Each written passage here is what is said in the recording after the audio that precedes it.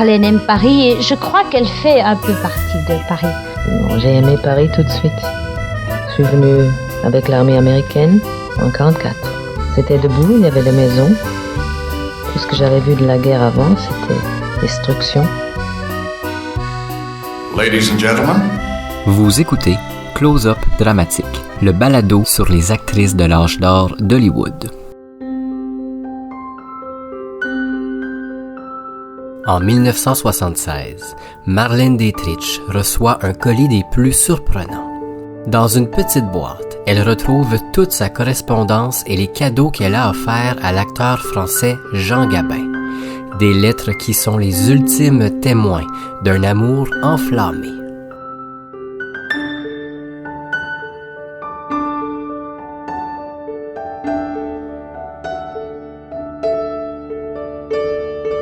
Ce qui compte, ce n'est pas tant d'être aimé, c'est d'aimer.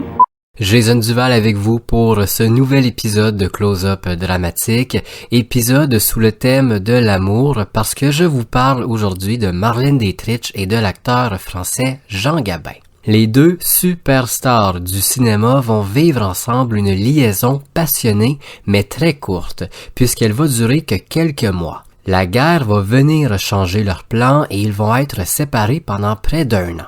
À la fin de la Deuxième Guerre mondiale, ils se retrouvent, mais les choses vont tourner rapidement au vinaigre. Ils ne sont pas sur la même longueur d'onde et la relation va se terminer aussi rapidement qu'elle avait commencé.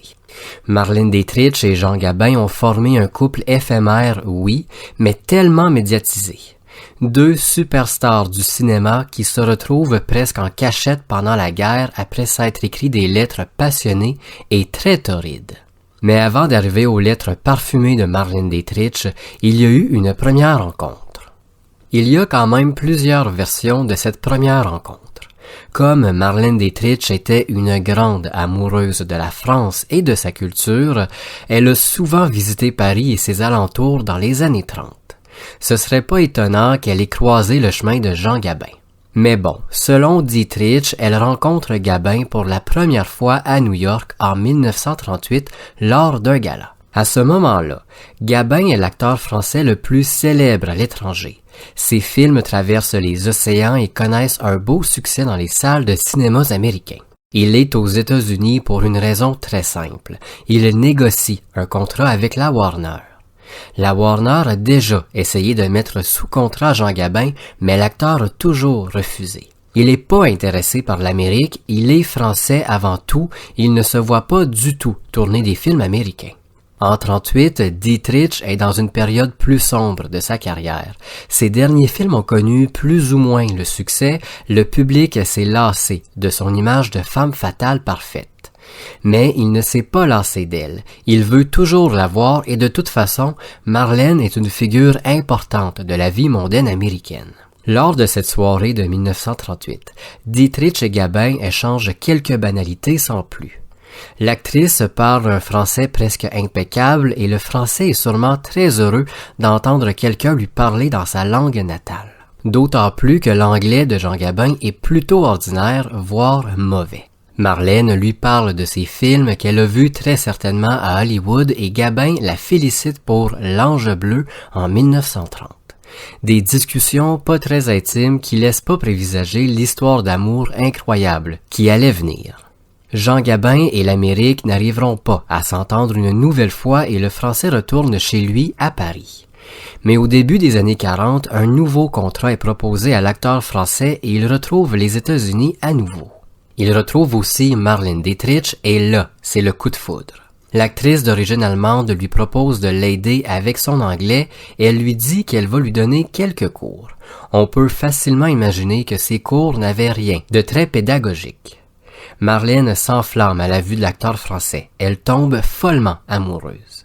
Pourtant, Jean Gabin est presque l'opposé des hommes auxquels Marlène s'intéresse.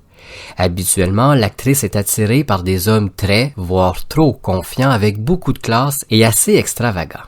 Gabin étant qu'à lui un homme plus timide, assez nonchalant, très chaleureux en privé. Pour une raison inexplicable, Marlène tombe amoureuse. Gabin aussi et une relation intime débute. Mais cette relation entre un Français qui a un neveu chez les Allemands et une actrice d'origine allemande attire l'attention du FBI en pleine Deuxième Guerre mondiale. Les autorités américaines soupçonnent le couple d'être possiblement des espions.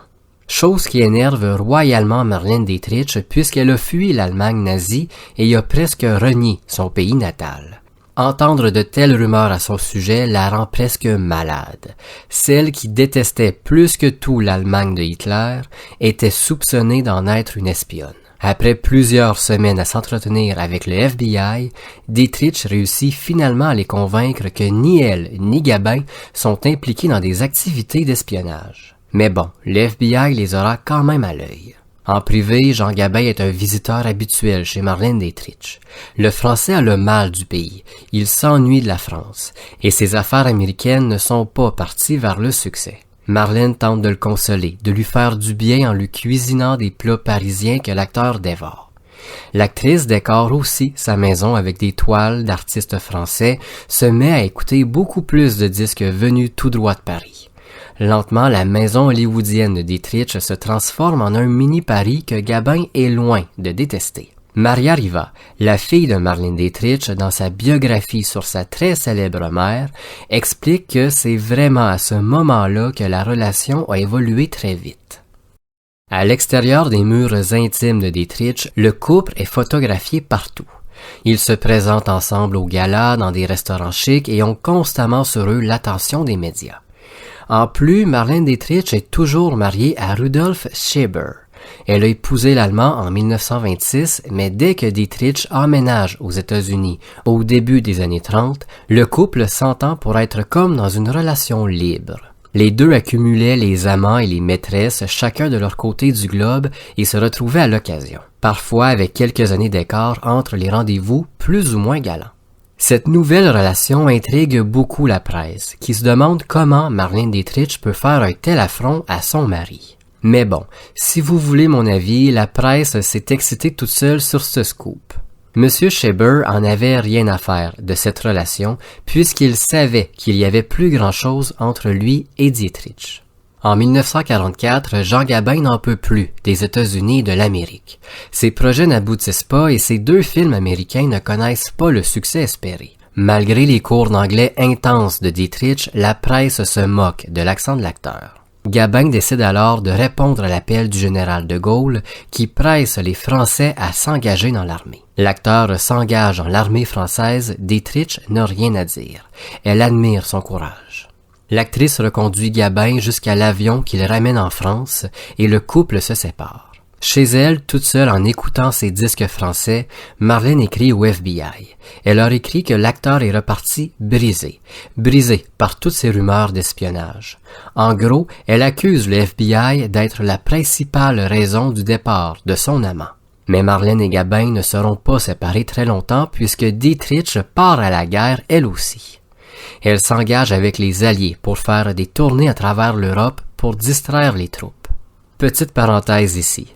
J'ai fait un épisode entier sur ce qu'a fait Marlène Dietrich pour les soldats durant la Deuxième Guerre mondiale. Si ça vous intéresse, allez écouter. Il y a des anecdotes fabuleuses et rocambolesques puisque à entendre parler l'actrice, comme le dit sa fille, la guerre tournait autour de Marlène Dietrich. Fin de la parenthèse. En Europe, Marlène se produit un peu partout. Elle se retrouve dans les tranchées à soutenir les soldats. Elle visite les hôpitaux et donne son soutien aux blessés et aux mourants. En réalité, elle a une seule et unique envie, revoir Gabin. Les deux s'échangent des lettres passionnées qui parfois n'arrivent pas à destination. La poste étant très difficile en temps de guerre, c'est logique. Si la troupe de Dietrich ou l'armée de Gabin a dû se déplacer en vitesse, les lettres ne sont pas arrivées à temps, chose certaine. À l'occasion, lorsqu'ils sont près l'un de l'autre, ils se rencontrent dans un hôtel qui leur ouvre exceptionnellement leurs portes ou encore dans des ruines. Quelques moments passionnés avant de retrouver la dure réalité des combats. Puis la guerre se termine, les Allemands capitulent. À Paris, on prend le célèbre couple en photo, alors qu'ils sont toujours avec leur tenue de guerre. Photo mythique, photo historique d'un couple qui se retrouve l'espace de quelques heures à la vue de tous. Après cette rencontre, Marlène est sans nouvelles de Gabin. Elle exprime publiquement son désir d'avoir des nouvelles de lui très bientôt. Elle n'en peut plus de l'attendre. Elle brûle d'amour pour lui. Malheureusement pour Marlène Dietrich, ce n'est pas seulement la fin de la guerre. Son amour passionné pour Gabin est sur le point de s'effondrer. Il y a beaucoup de rôles aussi que je voulais jouer quand j'ai fait un film, le seul que j'ai fait en France. Et on m'a toujours dit, vous ne pouvez pas jouer ça, et je me suis mis en colère, et j'ai dit, mais pourquoi je ne peux pas jouer une fille simple? Pauvre idiot.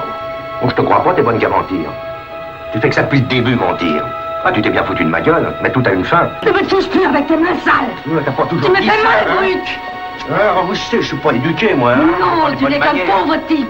Borné, médiocre, ridicule. Tu vas te taire, oui. Non, toi, avec tes mots qui sentent le Père Non. Oui, tu vas te taire, dis. Tu vas non, tu es un pauvre type. Tu vas te taire, Pauvre type.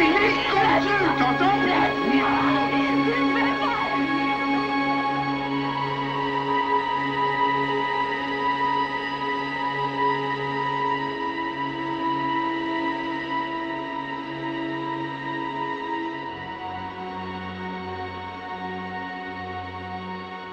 Quand la Deuxième Guerre mondiale se termine, Marlène Dietrich est follement amoureuse de Jean Gabin.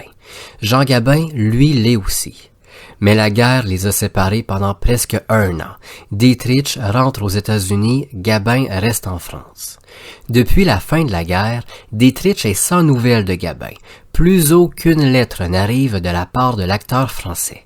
C'est à l'été 1945 que l'actrice reçoit à nouveau des lettres de son grand amour. Une correspondance qui s'enflamme de plus en plus à travers les nombreux surnoms que Gabin lui donne. Il l'appelle Ange, en référence à 2 films de Dietrich, Angel et L'Ange bleu, 2 films mythiques de l'actrice. En septembre, Marlène décide de retourner à Paris, pour une seule et unique raison, voir Gabin et passer du temps avec lui. À Paris, à travers l'ambiance festive des Parisiens qui retrouvent leur vie normale, le couple passe de bons moments dans les cafés. Dans cette atmosphère enjouée, ils font des plans. Gabin parle d'un mariage à Dietrich. Marlène, elle, lui parle de son divorce. Elle pense à quitter officiellement son mari pour Gabin. Mais l'actrice le sait. Ce n'est pas le bon moment pour épouser Gabin. Sa carrière au cinéma n'est plus aussi dorée, ses derniers films n'ont pas eu le succès voulu. Elle veut relancer cette carrière. Elle ne veut pas disparaître de l'écran. Dans ses lettres destinées à Scheber, son mari, à qui elle ne cache rien, elle exprime son désir d'épouser Gabin. Elle écrit que c'est peut-être sa vraie dernière chance d'être une femme à part entière qui s'occupe de son mari qu'elle aime. Pour Jean Gabin, c'est un peu la même situation. La guerre l'a éloigné du grand écran et pendant ces années de combat, de nouveaux acteurs ont surgi au grand écran. Il n'est plus l'immense star qui attire les foules. Rapidement, pensant tous les deux à leur carrière, la passion du couple s'éteint lentement. Pour Marlène, la guerre donnait un côté excitant à cette relation. C'était presque un scénario de film. 2 amants qui s'aiment à la folie, qui partent tous 2 à la guerre. La peur nouée au ventre de lire que l'autre est tombé au combat. Un vrai scénario dramatique. En plus, Gabin veut vivre sur une ferme. Il rêve d'un terrain immense, loin des photographes qui les espionnent constamment. Moins de cinéma, plus de nature, une vie simple. Dietrich, elle, veut relancer sa carrière. Elle aime la vie de luxe, elle aime les soirées mondaines, ces soirées qui ne finissent plus un peu floutées par le champagne. Elle aime l'attention des fans, des photographes qui la posent constamment partout où elle va. Gabin veut un enfant de Dietrich. À bientôt 50 ans, c'est impossible. Tous ces contraires irritent l'un et l'autre, chacun de leur côté. Dans les soirées, les quelques soirées mondaines auxquelles le couple assiste, Marlène attire toujours autant les hommes. Ils viennent naturellement vers elle, charmés par sa légende. Dietrich a ce quelque chose de très spécial qui fait en sorte que les hommes sont à ses pieds. Elle ne peut pas s'empêcher de jouer avec ces hommes, d'entrer dans leur jeu de séduction. Dans un coin, Gabin déteste tout ce cirque. Il en est jaloux. Il n'aime pas voir tous ces hommes tourner autour de son ange. Il aime encore moins voir Marlène s'amuser à caresser leurs épaules, à rire timidement avec eux. Un rire coquin suivi de regards très érotiques. Les tensions s'accumulent entre Dietrich et Gabin. À ses proches, surtout à sa fille Maria Riva, Marlène reproche à Gabin d'être trop réservé. Le désir de l'acteur de toujours rester dans l'ombre à l'abri des regards l'agace terriblement. Elle écrit à un ami, c'est avec Garbeau qu'il aurait dû se marier. Il aurait été plus heureux. Deux personnalités opposées qui ne peuvent plus s'entendre. À la fin de l'année 45, de plus en plus lassée par cet amour qui lentement s'éteint, Marlène projette de retourner à Hollywood. Elle demande à Gabin s'il veut venir. Hors de question. Le Français ne quittera plus sa France adorée pour retrouver l'Amérique. Ce retour va être retardé. On approche Marlène et Gabin pour tourner ensemble. On leur offre un premier scénario, l'actrice n'est pas enchantée. L'histoire est simplette, son rôle stupide.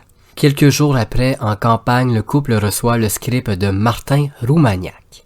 Cette fois-ci, c'est le bon scénario, mais Gabin hésite toujours. Marlène le convainc. C'est le film avec lequel il prendra sa revanche sur le cinéma français. Son grand retour aux côtés de sa tendre moitié. Gabin accepte finalement. Dès que les médias commencent à écrire sur Martin Roumaniac, l'enthousiasme du public est énorme. L'un des films les plus attendus en France, mais aussi à l'international de l'année 1946. Deux légendes vivantes du cinéma s'unissent pour une production française. Le tournage commence, et plus il avance, plus le couple se déchire silencieusement. Les disputes sont de plus en plus courantes et parfois violentes dans l'intimité à l'abri de l'équipe de tournage. Après la production, Dietrich rentrera à Hollywood. Gabin restera en France. Sur la photo qui marque la fin du tournage, Marlène est au centre, Gabin presque à l'extrême droite. Ils ne sont plus ensemble. Ils ne se reverront plus jamais. Martin Roumaniac sera un échec. Le film est tombé à plat. Le public n'a pas aimé et les critiques ne sont pas très satisfaits. Lorsque Marlène Dietrich quitte la France pour retourner chez elle, c'est le cœur gros. Elle le sait, c'est la fin de quelque chose qui a été très fort. Elle se dit qu'elle aurait peut-être pu s'accrocher, faire davantage de compromis. Mais mettre sa carrière en jeu, c'était trop. En descendant de l'avion, l'actrice verse quelques larmes. En France, Jean Gabin est, lui, beaucoup plus amer. Il a une vraie rancœur envers Dietrich. Elle a choisi le cinéma, cette vie de luxe qu'elle a préférée à lui. D'Hollywood, Dietrich écrit toujours à Gabin, des lettres qui restent sans réponse. Il ne répondra plus jamais. En 1949, il épouse Dominique Fournier, avec qui il aura 2 enfants. 2 enfants qui seront seulement, après la mort de leur père, l'histoire d'amour avec Marlène Dietrich. Jamais ils en entendront parler.